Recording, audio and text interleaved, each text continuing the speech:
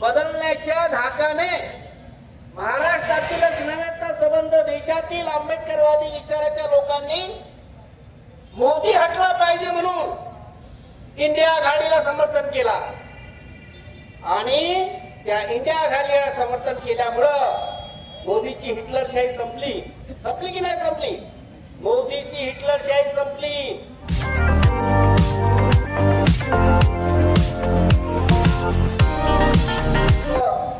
Republican पक्षाचे या ठिकाणी उपस्थित सर्व नेते मंडळी, मला एका गोष्टीचा आनंद झाला. अत्यंत कमी वेळामध्ये आणि कुठल्याही प्रकारचे पत्रक प्रसिद्ध न करताही रिपब्लिकन पक्षाचे सर्व गट एकत्र आले पाहिजे यासाठी जो आंदोलन होत आहे, या आंदोलनामध्ये एवढी मोठी गर्दी जमली म्हणजे निश्चितच जनतेच्या मनामध्ये सर्व रिपब्लिकन पक्षाचं एकीकरण झालं पाहिजे ही भावना या धरणे आंदोलनाच्या माध्यमातून आम्हाला दिसते. बंधूंनो, सर्व नेते मंडळींनी या ठिकाणी मार्गदर्शन केलेलं आहे आणि पूर्ण विदर्भामध्ये आता ही संयुक्त रिपब्लिकन आघाडी स्थापन झालेली आहे आणि या आघाडीचं एकमेव उद्दिष्ट आहे की महाराष्ट्रातले जेवढे आरपीआयचे गट आहेत त्या सर्व आरपीआयच्या गटाला एकत्रित करायचं आणि महाराष्ट्रामध्ये एक सशक्त आंबेडकरवादी पक्ष स्थापन करायचं हा प्रयत्न आम्ही या ठिकाणी सुरू केलेला आहे. आणि नागपूर सारख्या लोकांच्या जे रिपब्लिकन चळवळीचा सेकंड नेतृत्व करतात म्हणजे इथल्या सर्व राज्याचे अध्यक्ष, राज्याचे उपाध्यक्ष, राज्याचे सचिव याच लेवलचे लोक आहेत आणि यांच्याच भरोश्यावर सर्व पक्ष टिकून आहेत. बरोबर साहेब? यांच्याच भरोश्यावर सर्व पक्ष टिकून आहेत.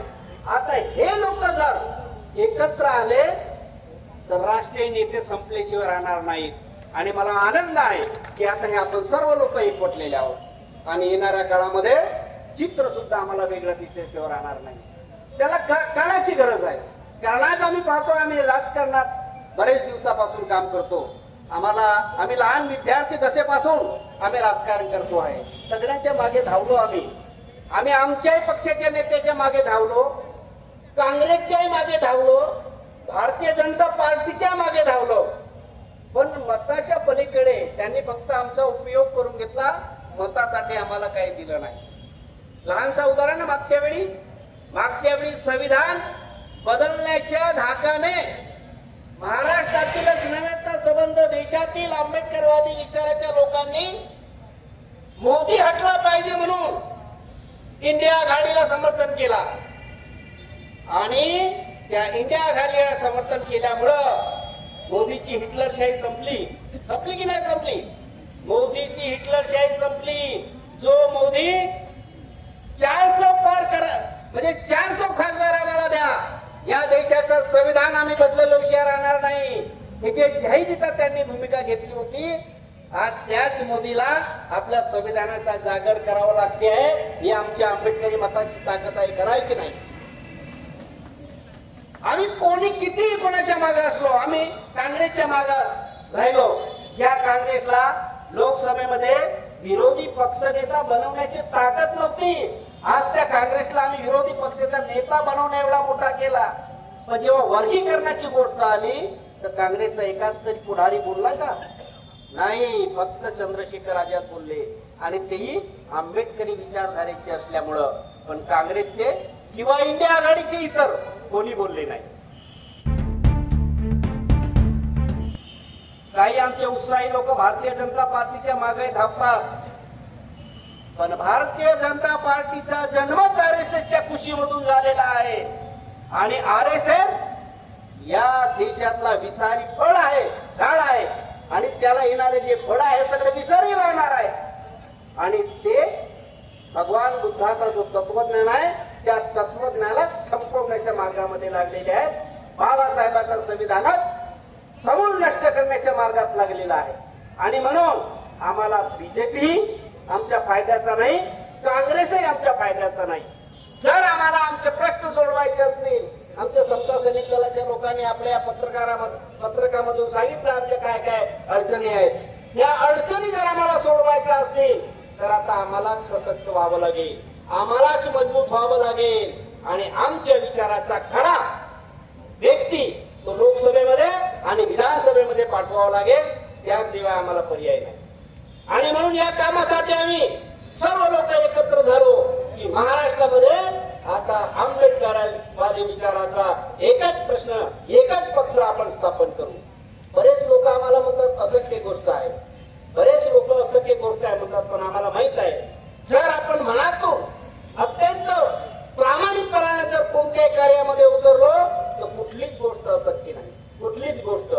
जर आम्ही नेत्यांच्या मागे भावना बदल केलो तर त्यांना आमच्या जवळ आल्याशिवाय पर्याय नाही.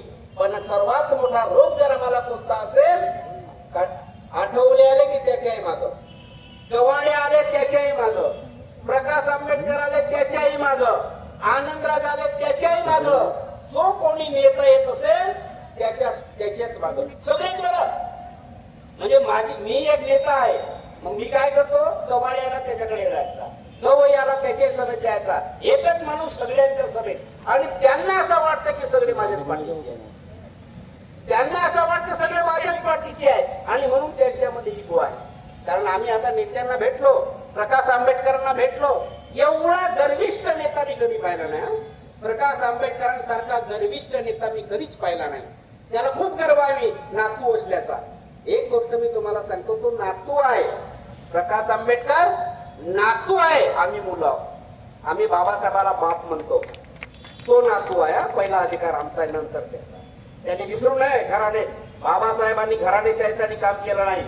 बाबासाहेबांनी या देशातला जो वंचित माणूस आहे त्या वंचित माणसाला न्याय मिळवून देण्यासाठी संघर्ष केला आहे. ते काही प्रकाश आंबेडकर किंवा आनंदराज आंबेडकरांच्या घर भरण्यासाठी बाबासाहेबांनी केला नाही. पण त्यांना फुकटचा गर्व आहे, मी नातू आहे. अरे नातू आहे तर मग ये ना समोर. कारण या समाजाला एकत्र, कारण या समाजाचे अनेक प्रश्न पडून आहेत. स्कॉलरशिप असो किंवा नोकरी असो, अनेक प्रश्न आहेत.